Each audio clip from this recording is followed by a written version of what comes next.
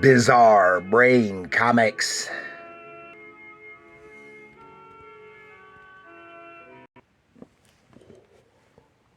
Oh, hello, my comic book friends, and welcome to Bizarre Brain Comics. I'm Gary, your host, and this is where I like to take a look at some older comics, talk a little bit about the characters and creators, and examine the stories and the art. Oh, this time, we're going to look at something a little special, at least for American audiences.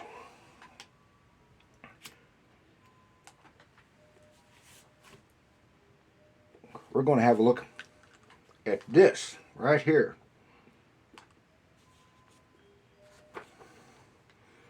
This is The Eagle. It's a British comic magazine. This is from Monday, August 20th, 1983. And they don't give the issue number that I can find anywhere. But this is from,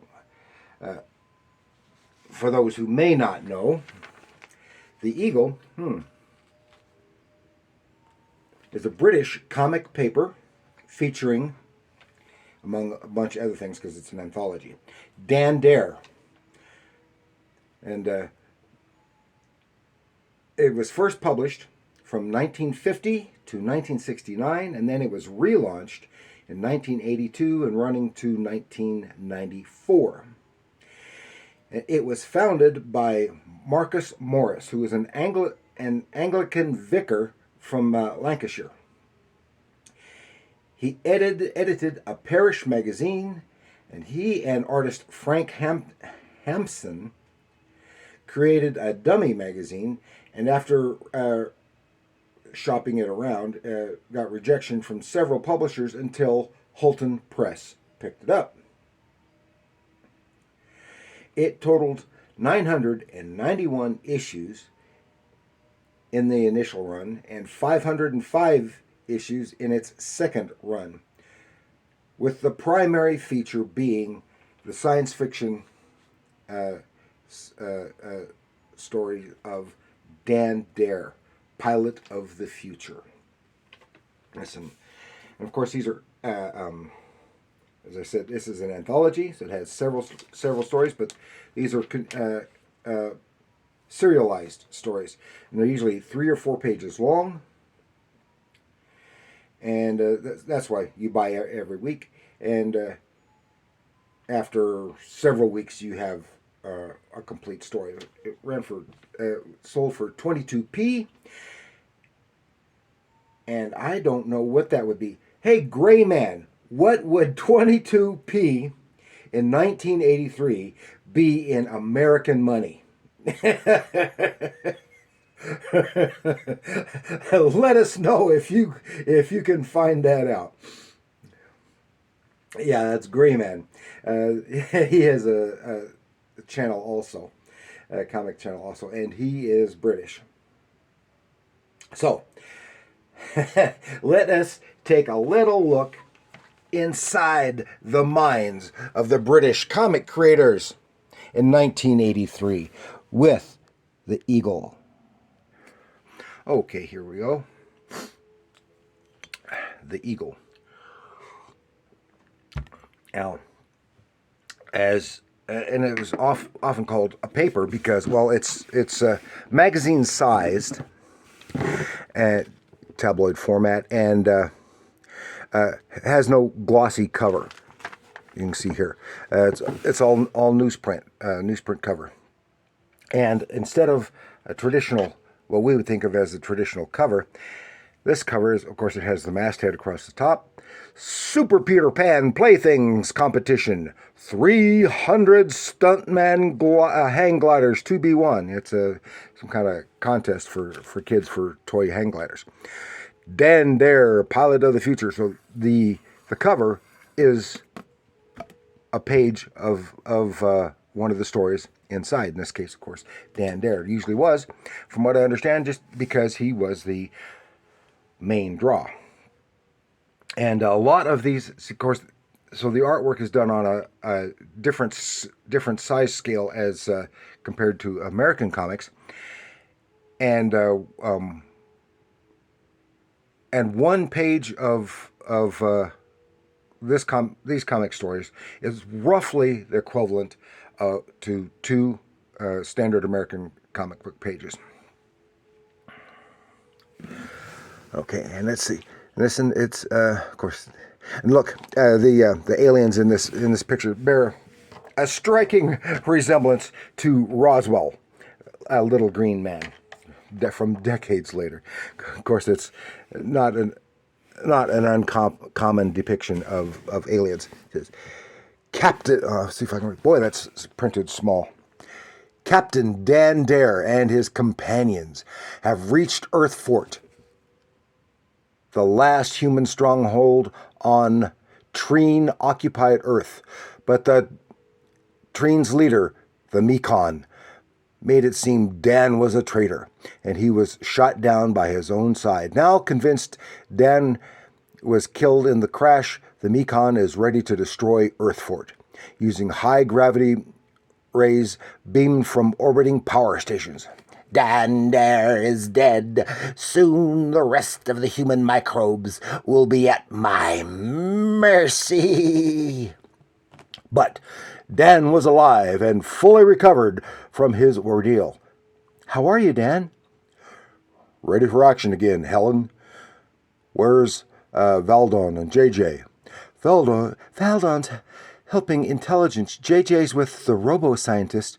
They're having a field day trying to understand what makes that crazy robot tick. Excuse me, Captain Dare.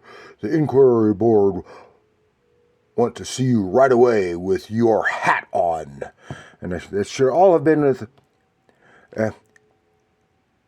excuse me, Captain Dare. The Inquiry Board want to see you right away with your hat on. Oh, that's terrible. Okay, and that's just the first page. But we go right into the contents, and what's this? It's a bunch of pictures. Yes, they also would run several stories of what we know as fumetti, which is an Italian word meaning little puffs of smoke, and it's in Italian that just means comic strips, but it has been adopted in the English-speaking world as photographic comic books, and I did a whole episode on fumetti. And here, this is Mannix Meets the Uglies, and Mannix is some kind of robot super agent, and this is the Uglies. This mad scientist has mutated some people, and they're snatching this guy off the street and taking him to make some more. Got the crazy scientist, but Mannix, here we change scenes. Mannix has been damaged, and got the scientists trying to repair him, but Mannix, who takes the name from his creator, who is dead, who's also named Mannix, of course, is difficult for them to understand the technology involved. And then the mad scientist takes the guy they snatched off the street and injects him with a serum that will turn him into one of the Uglies. Ooh. Then we have some text stuff. Of course, there's ads. School's out, so get out and about. Lucky Six kids won some contests, some stuff about cricket, and then here's a little thing about soccer. But it's basically a blurb for a book about soccer by David Icke. Do you know who David Icke is? Okay, David Icke was a footballer, a soccer player. Then he was a BBC sports commentator before he moved over into hard news. Then something happened in his brain, and it broke, and he got into all kinds of weird-ass conspiracy theories.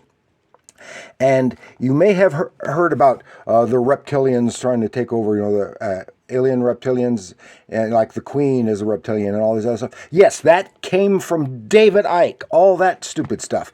And instead of realizing that is those were story elements from both the TV miniseries V and from King Cole stories by Robert E. Howard. And he is a nut, but he has a big following. Then we have another fumetti. This is Walk or Die, about, I guess it's four British high school kids lost in Canadian wilderness after a plane crash, I think is what it is. Here's the girl who is the one basically telling the story. She is snatched by a hermit trapper who wants her to basically be his slave. Chases her down, catches her. He's gone nuts all alone in the woods, and the boys hear her scream, and follow and track them to the to an old cabin in the woods. That's where it must be. While they're sneaking up on it, they fall into a trap and are netted by Jacques. And he keeps making jokes because the girl's name is Jill. His name is Jacques. And he keeps making Jack and Jill references. Jacques and Jill up the hill, fetch a pail of water. And silly stuff like that. Finally, we get to, oh my gosh, Dan Dare, which is our main story. We already saw the first page, but this is just 3 pages. So this is just 3 pages, but it's beautifully done art and pretty well told stories from what little stuff I've read. I've got a big Dan Dare reprint volume somewhere. If I can find it again, that's one I wouldn't have gotten rid of. Okay, an inquiry board had been looking back over Dan's career to see if he really was a traitor. And they were ready to make their decision. This is written by Pat Mills with art by Ian Kennedy. It's Sergeant Vickers. You used to be on Space Station Aquila. Well, he meets the sergeant, someone he knows. He escorts him. Meanwhile, there are fighters going up to stop that, try to take out that satellite with the graviton waves and stuff. And he runs into another buddy of his on the way. Then he goes in. Then at last, said, Dan, what happened? After the inquiry, what did they decide? What's the verdict? Dun dun dun! Next, the Martian Task Force. That's all of Dan Dare. Then we have One-Eyed Jack, who is a New York detective cop, police detective with an eye patch. That's why he's called One-Eyed Jack. Was framed for murder. Has some action-packed stuff here. He winds up catching the guys who framed him for murder, as well as and got him to confess that one of the other people who was killed earlier on was actually the person who did the murder. Another text page with all kinds of stuff in it. Some fan art has lovely flowers and chocolates for our glamorous teacher, Miss Norma McGregor of Paradykes Primary School in Scotland. So, Paradykes? Okay. Then we have Crow Street Comp, which is comprehensive. Some school kids out at a fair or a carnival with some teachers during their summer break, accidentally get into trouble, and it's all done kind of tongue-in-cheek, intended to be slightly humorous. Then we have some beautiful art and beautifully colored, and this one, The Hand, and it's just 2 pages. And it's about this guy who's a reporter, some accident, lost his arm, had another arm grafted onto him, but the arm happened to be that of a mafia hitman. And so the arm takes control of him from time to time. In this case, he's out at a restaurant, sees a bunch of mob bosses who had apparently betrayed the dead guy, whose arm that belonged to. The arm takes control, makes a Molotov cocktail, firebombs the place. Then he gets his control back, helps save everybody, gets everybody out. Nobody knew it was him, but one of the mobsters saw him throw the bomb, comes to confront him. The arm takes control again, and he winds up getting rid of that mobster, and no one is the wiser. And he keeps wondering when is it going to take over again. Then the rest of that story with here's the 300 something toy gliders. Then yet another Fumetti story. This is House of Corrections. This is a World War II story. Underground fighters taken captive by Nazis and fighting back, and it involves a little bit of science fiction in the storyline, causing insane madness and try to kill people and stuff like that. And but our main characters get away. Then on the back, buy 3 get 1 free. Action Force, Action Man. Of course, Action Man is the British version of G.I. Joe.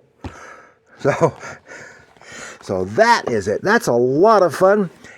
And if that is your first introduction to these British science fiction / adventure comics, I hope you enjoyed that. Before I've just showed it some when I got with hauls when I got them, and I've done a couple of other things with some of the annual books and some of the younger kids humorous titles, and they're all a lot of fun just because they're so unique here. I'm surprised.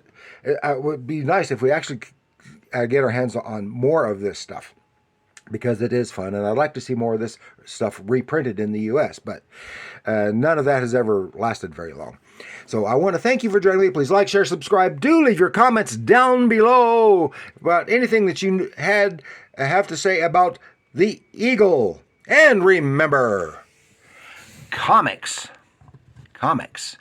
are art.